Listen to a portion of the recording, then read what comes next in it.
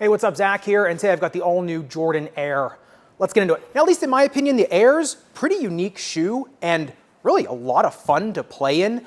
Definitely not for everybody. There is some good and bad. There's definitely some pros and cons, but honestly, this is, for at least from what I've seen from Jordan brand in the last year, I really kind of like the direction if this is kind of where we're starting to see some Jordan brand shoes go. So number one, starting off in the uppers, I absolutely love the lace line. This is fantastic. Now the lace line is reinforced all with this like kind of rubbery TPU that goes into kind of a lateral stabilizer that meets up with the outsole tread, and then that continues over on the medial side. So the whole thing is actually contained in this TPU, but because it's kind of low profile, it doesn't make the uppers feel too kind of stiff or uncomfortable. The rest of the uppers is this padded mesh, and it's a double layer padded mesh, both in the tongue as well as going into the forefoot, and you really do feel that on foot.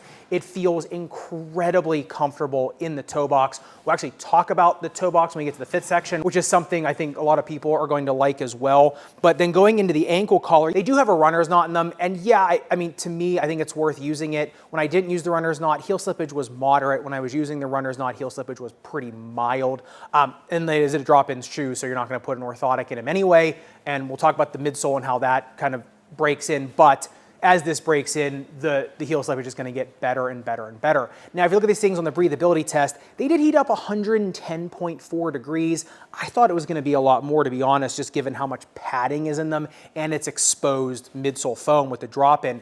Nike and Jordan shoes, like I said, overall as a whole, do pretty well on that breathability test. These materials just handle heat pretty well. Look at it on the breathability mapping though, really the only place fog is getting out is the sides of the tongue. So although the materials handle heat well, I would expect these to trap some moisture. So if you're playing in really hot, humid conditions, you may want to think about bringing a second pair of socks in them just to change out if you start getting a little bit more moisture built up. Now look at these things on the upper durability test, 10-second tie grit sandpaper. This is where kind of this material starts to show its cons.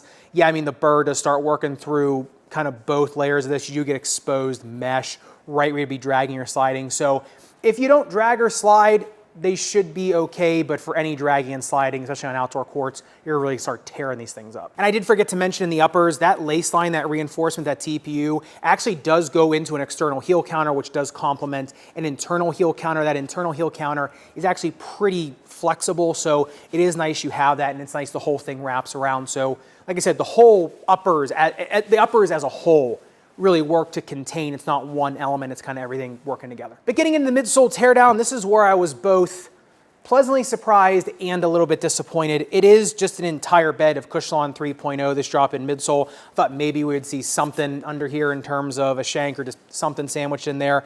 You don't. The Strobel board, actually right underneath of it is like some ground contact Phylon too, so actually is a little bit more thickness to the Strobel board on these, but no shank, nothing like that. In terms of lateral containment side to side, because you do get this strap system right in the top of it, it actually isn't bad. The shoe does not want to buckle as much as you would think it does, and it bends in the forefoot where you want it to. In terms of twisting it side to side, it's honestly not terrible. The shoe, like I said, as a whole, does a nice job, and because the midfoot actually is pretty wide in these things, it's pretty sturdy. It's not bad for not having a shank. That's going to break down though over time. You look at this thing though on the bounce height test, 37 centimeters in the rear foot, 35 in the forefoot. That 36 average that's Cushlon 3.0. That's right in that territory. So in terms of feeling very nimble, yes, 100%. It definitely feels very cushioned, very lively, bouncy under there. But once you have them on foot, if you're a heavier player, you are going to start to pummel through that. So yeah, it definitely doesn't have the most feelings of launch, but for the profile of it and the materials that are used, honestly, the torsional stability of them, really not bad. And getting into the outsole tread, a little bit of a Jekyll and Hyde here. You do have just a pretty thin, shallow herringbone pattern going all the way through the shoe, kind of in different pods. You do get some, some break points here and there. Look at it on the grip test ramp. It doesn't slip till 45 degrees, which is pretty darn good. The grip on indoor courts is ridiculously sure-footed. They do pick up a moderate amount of dust. However, even when they pick up dust, they don't slip out underneath you. You just get a little bit of forgiveness, and they're easy enough to wipe down because the tread depth is so shallow. So really sturdy grip and really high durometer. Look at these things on the outsole durability test, 10 seconds highest grit sandpaper. Yeah, the burr basically just cleans the tread off. The problem is like I said, the tread is so thin on outdoor courts. Yeah, they're gonna resist wear for sure, but they are just so thin. So I'd say if you have clean footwork, right, don't drag or slide. Once again, you don't produce a lot of heat and friction. The durometer is high enough for you, so you just kind of have to be the right player for them to use them outdoors. On indoor courts, though, for the tread, I think they do really well. Now, if you look at the speed ratio on these things, they come in at a 2.34, which shank score of 0. I actually think that's kind of where they belong. They're quick, nimble shoes. I wouldn't say they're gazelles getting up and down the court coast to coast. So for short court movement, side step, step backs, things like that, yeah, they're very, very quick, very, very nimble. And I think that's kind of what they're designed to be. But getting into what was surprisingly my favorite part of the Jordan Airs, because I saw this, retention strap system here and I thought this thing is just gonna crush my foot. It did not. The inflare of these things is a very mellow 8 degrees. The length on them actually comes in pretty short at 28.5 centimeters. And it is a drop-in midsole shoe, so remember drop-ins, it's usable space in the shoe, not just entire space. You always have to account for that drop-in. Now, in terms of width, they do come in at 9.2 centimeters, a metatarsal width, 10.2 centimeters of toe box width, and then a toe box taper of only 23 degrees. That's what I was saying to people in the forefoot. Number one, it's comfortable up there, and number two, it's a pretty mellow taper. So really, narrow medium foot, you can go true to size. If you are a medium and if you're really long-toed, I would go up that half size. A 2E, I didn't really have any problems in these. They were pretty malleable for my standard men's size 11. However, there is no problems going up a half size in these because you're gonna get that length. I kind of like the shorter length shoes because I have a very inflared foot. So my foot artificially looks short sometimes and it acts short in some shoes. So that length reduction of them honestly makes these feel more like a glove-like fitting shoe, especially with the mellow inflare and the mellow taper. If you are a 4E, I'd probably be going up one size on these things. I was just shocked at how easy it was to break these in given the containment system on them.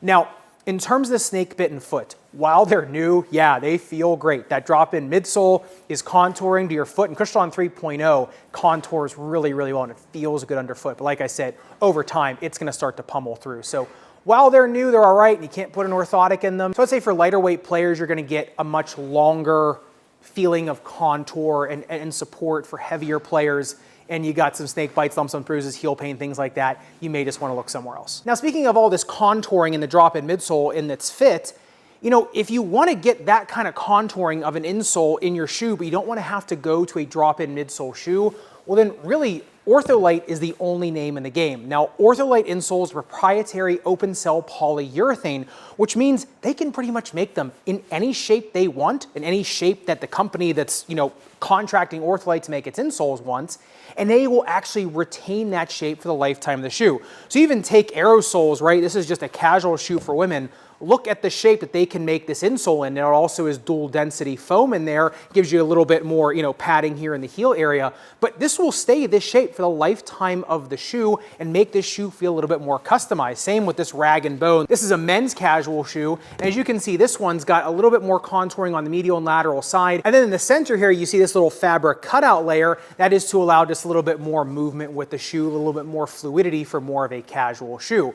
So if you want the same kind of custom contour that a drop-in midsole has, but even in a more casual or dress shoe, make sure you check underneath the insole of your shoe, because if it says Ortholite on it, that insole has been made specifically for that shoe. And because they not only can shape the insole in just the standard 2D shape of the shoe, but also the 3D shape and get the density of that insole to perfectly match the shoe, you can make shoes incredibly comfortable even in the casual and dress shoe space. As you can see with both of these two shoes, you have two different insoles with two completely different properties to them to make the comfort of both of these shoes really match the people who are buying them. But getting into the Jordan Air, once again, like I said, the word is just fun. They're super crafty shoes. They're really malleable, super tactile. You can really feel the ground, and you don't get any containment issues on the drop-in, even for a shoe, like I said, with a little bit more just padded, comfortable uppers. Yeah, like I said, they don't have crazy feelings of launch in them. They don't feel like a diving board. They're much more meant for more ground assault, more kind of shifty footwork, that's what they're designed to be. And that's nice because they do it really well. Now, I know Jordan Brand says that they took inspiration from some of their female basketball athletes, and I wish they would continue that and do that more, is take feedback from their actual athletes out there and telling them what they want out of a shoe. Because, like you've seen with, some of LeBron's shoes, especially the Sabrina 1 and 2s, where you're actually, working with the athlete really closely. The Serena Williams Nike Court Flare, she was super intimately involved in the creation of that shoe. A lot of the Kobe's, right? Like, he was super intimately involved in that shoe. And when you have athlete input, that's what you get. You get something that is maybe, a little bit more niche and specific, but for the task it's designed to do, it does it very well. And that's why I like these so much, because there's gonna be people out there, they're looking for a shoe just like this, and it's, you're gonna have this one readily available, and it's kind of in the arsenal now of Jordan Brand shoes. I would much rather honestly play in these than the flagship, signature Jordan this year, the 39. I think that you get, like I said, that buttery feeling underfoot, that really nimble, shifty feeling underfoot, but because, like I said, of how they put your foot flat on the ground, because of just the balance of this shoe and where this shoe kind of sits on the ground, it still does stay very stable. So yeah, just some simple little engineering things here and there can make a shoe perform really, really fantastic. So honestly, I think this is gonna be one of the better selling Jordan shoes this year, just given number one, its price point, but number two, the performance capabilities of the shoe and the fit of the shoe. So I'd love to hear your thoughts in the comments down below. And if you do want to see what's going on with some of the other Jordan signature line shoes, the Jordan Tatum 3 go under the knife, make sure you click into this video up above and subscribe down below. Respect, Jarbor, and foam. I'll see you somewhere in the Sneakerverse.